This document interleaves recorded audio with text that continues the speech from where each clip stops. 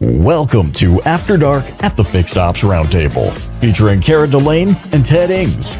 This episode is brought to you by BG Products, partners beyond products. And now for your hosts, Ted Ings and Cara Delane. Hello, everyone, and welcome to the Fixed Ops Roundtable After Dark. And tonight is going to be exciting, Ted. We have a very special crowd with us tonight, Cara, and everybody looks amazing. These are the best practice winners from the Roaring 20s Fixed Ops Roundtable, which was just last week. Cara, I can't believe that the event is already behind us. I know. I felt like there was so much anticipation for the last few months leading up to this one. And man, now we're just jumping right to another one. I'm excited. I'm excited too. But before we get too excited, and I introduce, and there's some familiar faces on here, I want to thank real quick our sponsor for tonight's show, our exclusive sponsor. It is BG Products. BG Products in Wichita, Kansas, is our exclusive sponsor for the After Dark show. They are partners beyond products, and they brought to us Bob Tasca at the previous show, and he'll be back with us again at the show coming up in November. So we are very grateful and humbled to have them with us here at the Fixed Ops Roundtable.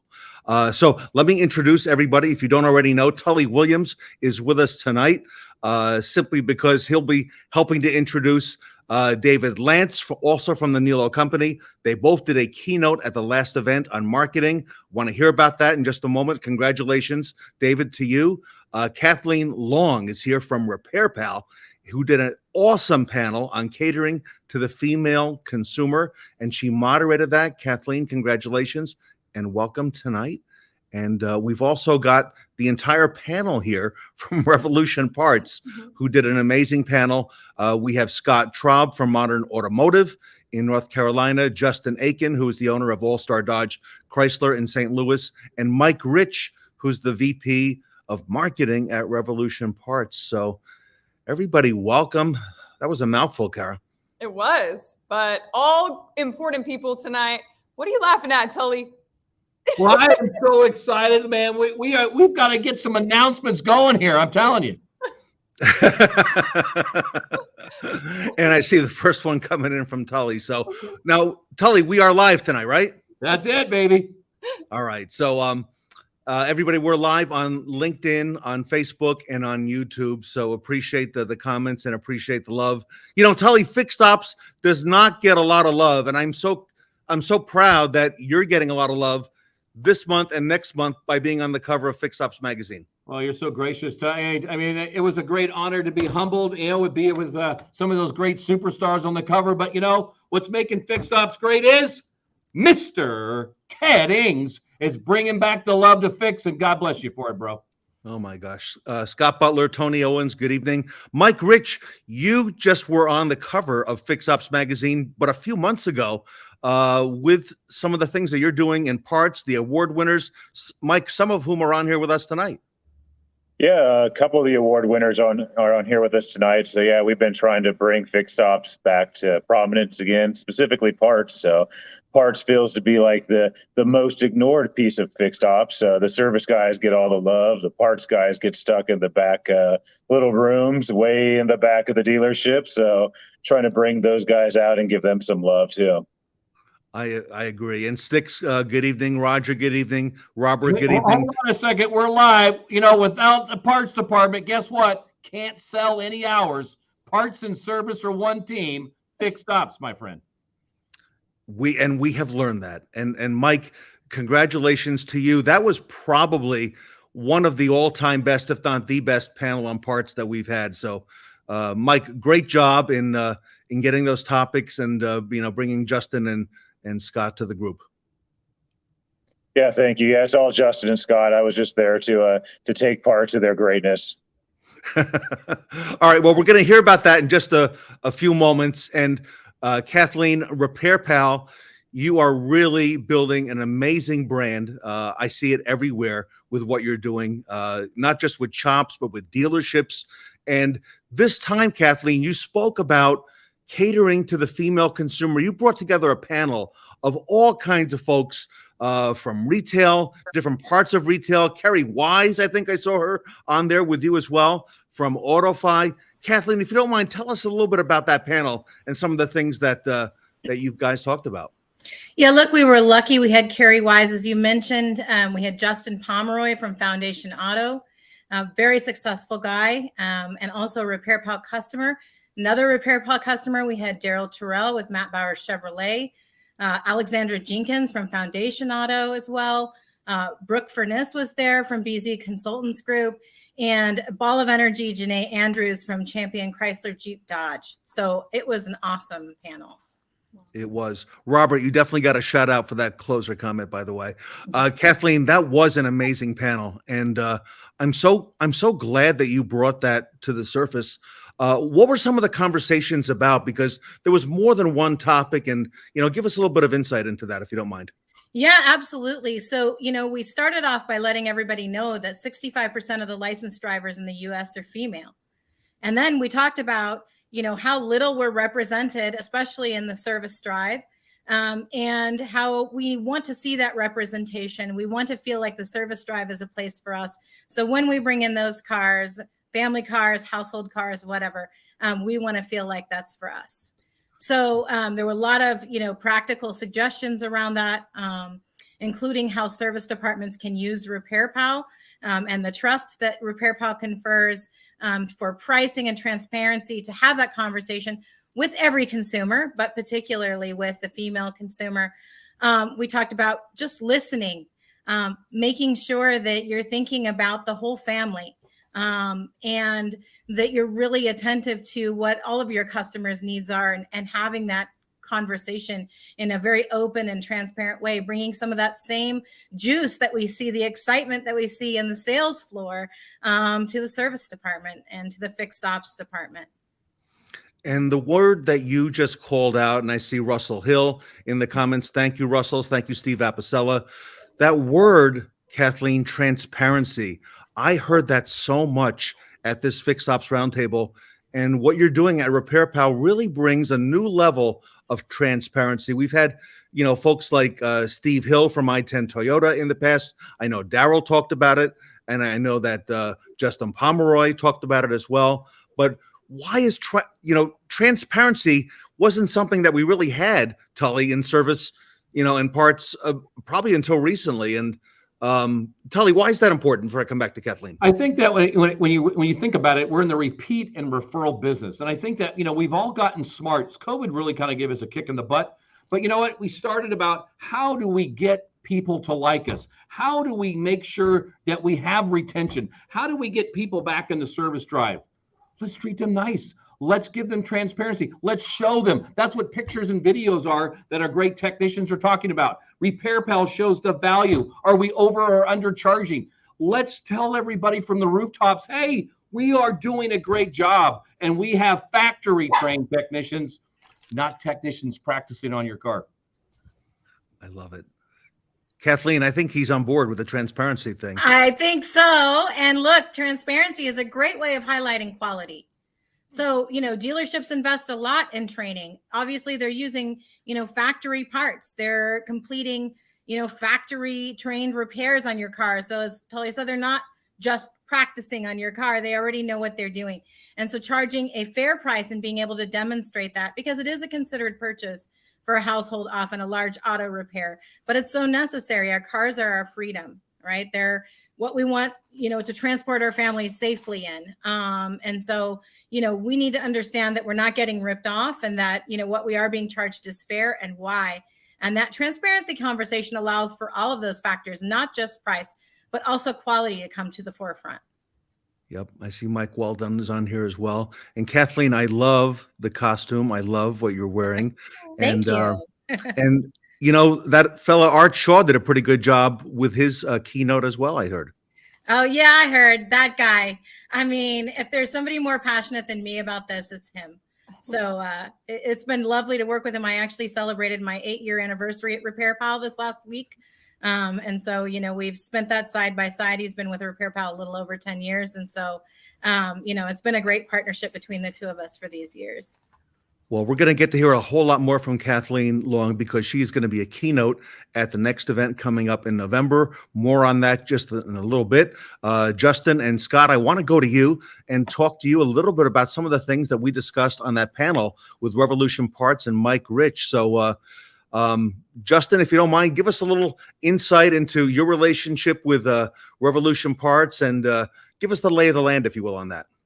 Revolution Parts has been a great partner of ours for a number of years now, and they are the ones that helped us start selling parts online. We really couldn't have done it without them, and our business just continues to grow and grow to the point where on a daily basis, it's a struggle to keep up with all of the orders that are coming in, which is a great problem to have.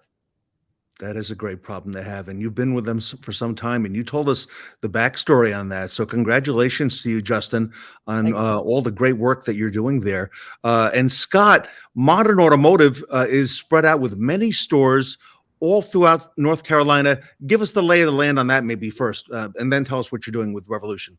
Yeah, so we're a total of 18 dealerships, all in North Carolina, 10 different brands. And we have a number of them represented with Revolution Parts. So Revolution hosts 6 different sites for us. We've been a partner of theirs, or they've been a partner of ours, really about the time that Revolution kicked off. So long time relationship, and just as Justin said, we couldn't be where we are today without them. They're great partners. They support us, and it's been a great relationship.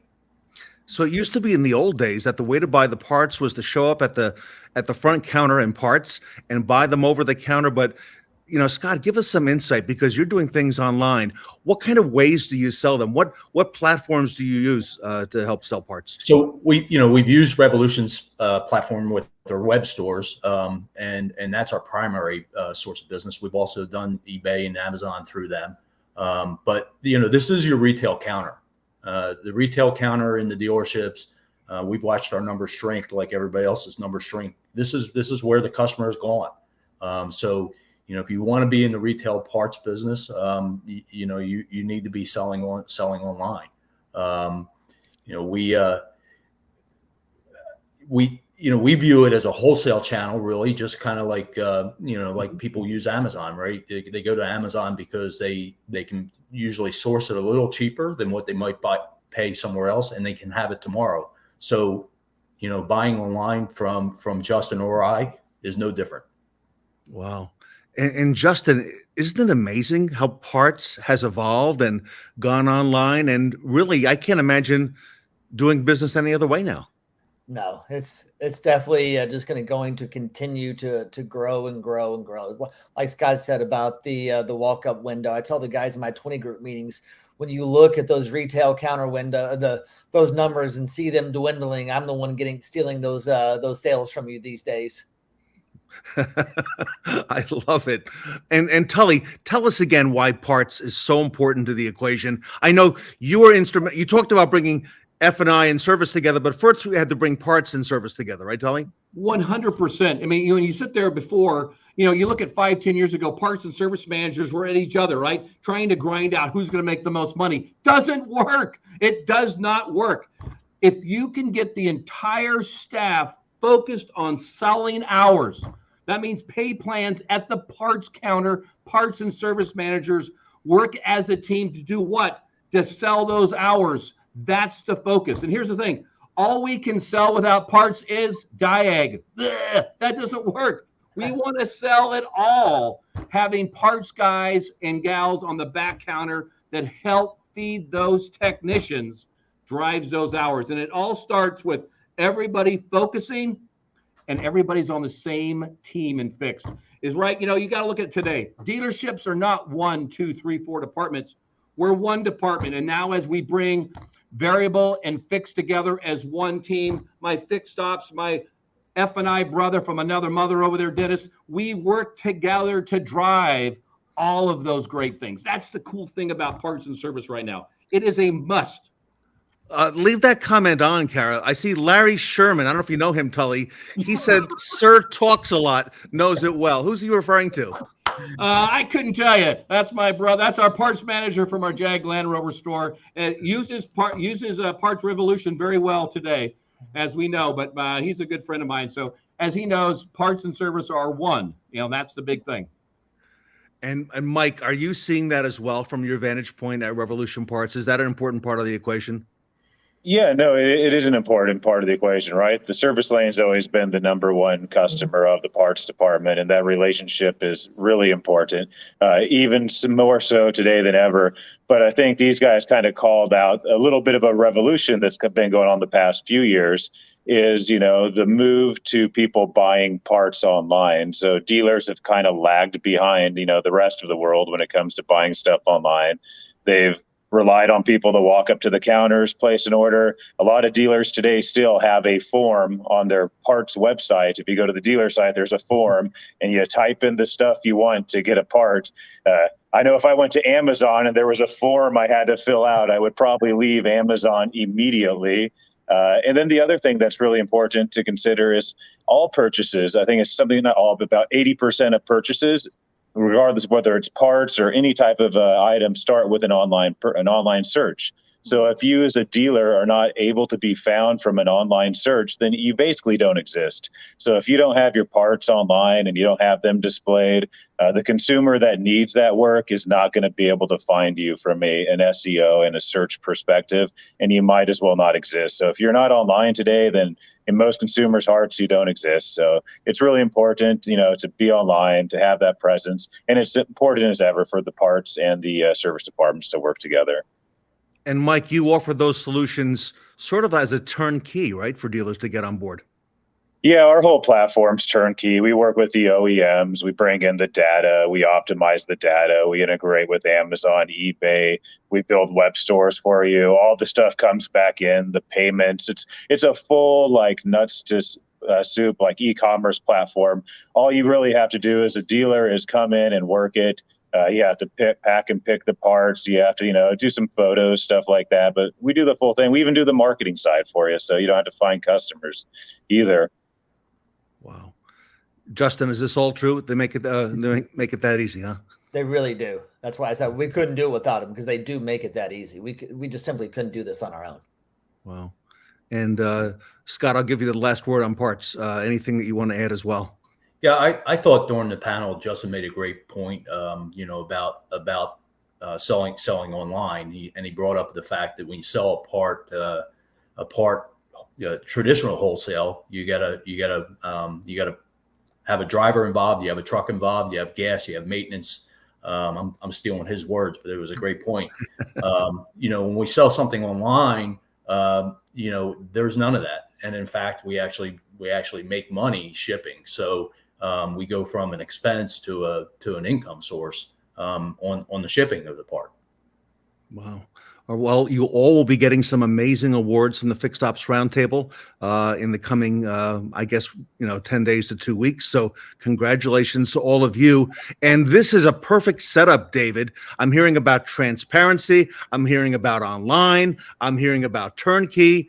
David, you knocked it out of the park early in the session with that keynote with Tully, you talked about actually having a marketing plan. Now, I've learned from Cara Delane that when you do things like social media, you need to actually have a plan. That's not just like winging it, right? So, David, you talked all about that. Take us through that if you don't mind.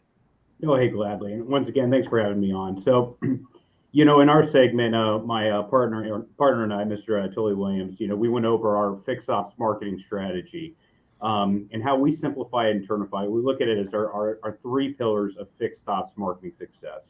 What is the marketing department doing to drive quality traffic, not only directly to our websites, but also directly into our service lanes? And then what are we doing to convert that traffic into appointments so Tully's all-star team can provide those appointments with a quality inspection? And we touched on some topics that are very near and dear to us.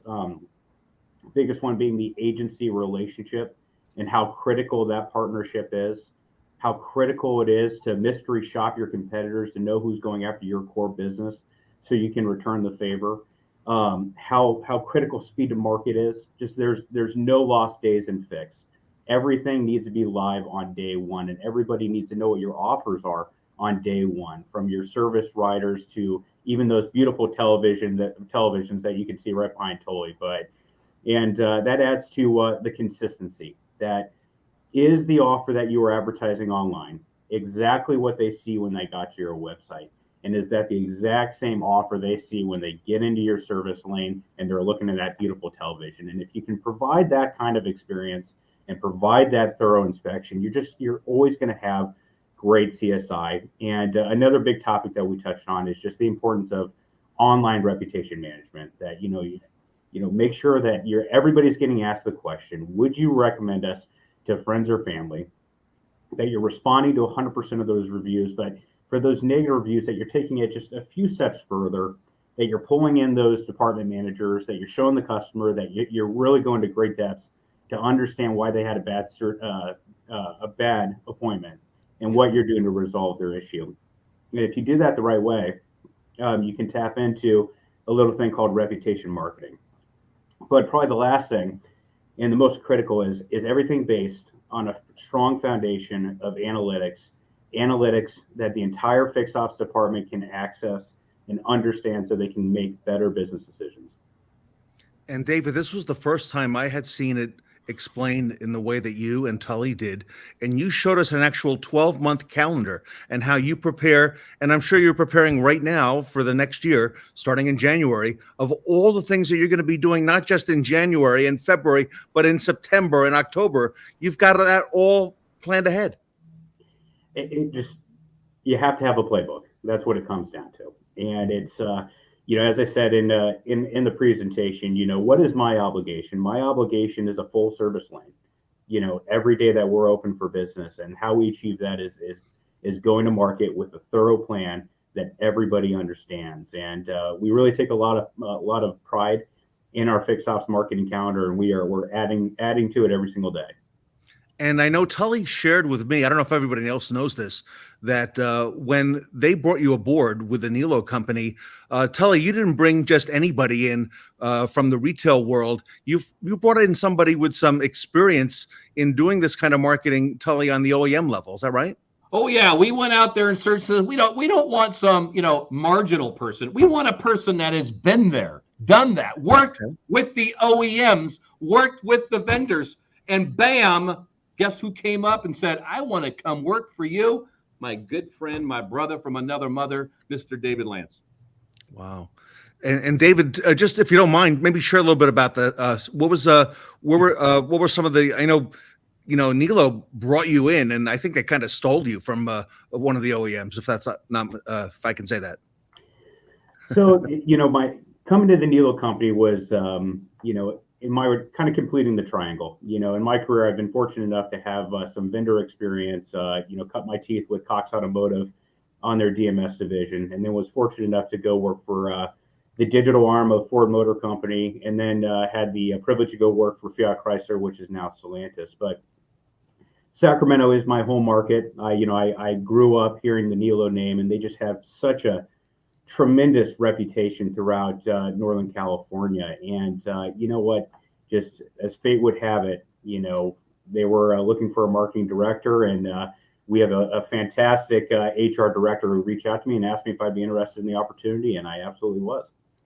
Wow. Well, congratulations to you, David. You and Tully knocked it out of the park. We actually had to create a rule after Tully won one of the very first Best Practice Awards that Tully could not win another one because he kept winning these awards. So we had to say there's only one event that you're eligible for. So Tully, you were kind of instrumental in that rule. Well, thank you so much. What's so cool about what just David talked about is that we actually had more than one sentence about marketing and fixed ops together. Isn't it amazing? It's just unbelievable when we talk about it, because when you say ad agency and you say fix, they say fix what on the sales site? That's the problem. And now we have 100% focus on fixed. And that is what it really dialed into. And I was so glad that everybody watched and listened to David. David's the master. We've had great results, huge amount of appointments on a daily with a lift when he's brought it to the table. It's been very exciting. So our audience loved it. They loved hearing about transparency. They loved hearing about parts and the new ways to be able to sell those parts online. And they heard about marketing. And these were some of the big topics at the Fixed Ops Roundtable's Roaring 20. And I want to congratulate everybody here on a job well done. Just amazing. And that was a lot of fun, Kara, to put that event together. And we've got another event, though, coming up pretty soon, right? We do. It's in November, Ted. So it's right around the corner. And I had fun with the Roaring 20s, but I think this one is going to hold a special place in everybody's heart. And it's also going to be fun to advertise. And so hopefully everybody watching us tonight is going to get involved, just like we all did with the Roaring 20s, because this one is for a great cause. We have 4 Fixed Ops Roundtables, everybody, every year. And if you've noticed, we've put them online simply because we get a lot of attendance when we go online. The fixed ops community can't always attend when we do a meeting in person. It's nice to be able to say, let's get some of the folks who come to NADA and so on. But there's a lot of people who don't get to go to those conferences, and they're a big part of what we do at the Fixed Ops Roundtable. So tonight we want to introduce everybody to our next event, which is going to be in November. It is going to be called Dare to Dream. And the dates on that, Kara, are what? November 15th, 16th, and 17th. So it's going to be another 3-day virtual event. So you can now get your complimentary tickets for Dare to Dream at fixedopsroundtable.com.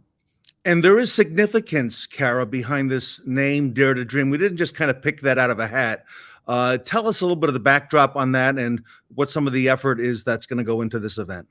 Yeah, so Dare to Dream, if you haven't heard of the Dare to Dream project, it is, we're going to help them out through our fixed ops community to help LLS raise money for children with blood cancers. So we decided with that Dare to Dream name that we would pull out these masks and kind of have a masquerade ball type of event so we can all unmask cancer and help these families, these children that are in need. And I mean, guys, there's not a better community out there than the automotive community to help make something like this happen.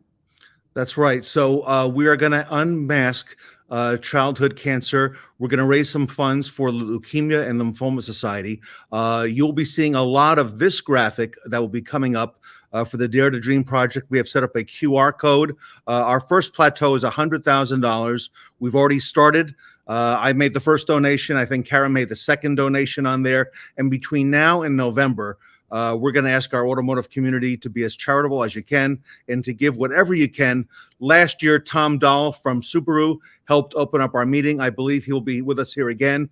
And we're going to have a number of people from within the community to talk about leukemia and talk about cancer in general. And we're going to help unmask that. And I know, Justin, you and I were talking a little bit off camera. That's something that's affected you personally. I don't know if you mind sharing any of that, but it's affected a lot of people. Justin, by the way, I have leukemia. I have CLL leukemia. I have a form of it. Okay, it's one that's treatable. Okay, but Justin, there are so many forms that are and are not. And you're on mute. I'm sorry. There are so many forms of cancer, and my wife and I lived on 3 different pediatric bone marrow cancer units for 33 months. And we've seen the families and their daily struggle where life just moves on for everyone else outside the walls of those hospitals. And the need is great, and it's so important to support those families because they're going through the most difficult time in their life. So, Justin, to rally the troops, our marketing for this event, similar to Roaring Twenties, is not going to be the Roaring Twenties outfits, but instead, Kara had an idea that we would use these masks, and we're going to ask everybody who's on tonight and everybody who's watching, our dealers and our sponsors, to go ahead and get a mask. We'll give you some instructions on that, and to shoot a short promo selfie video, and we'll help you with what we're going to say. But we're going to light it up over the next 7 to 8 weeks online, put a lot of focus on this Dare to Dream project. And Kara, a lot riding on your shoulders to kind of rally the troops and get us started, but I know you can do it.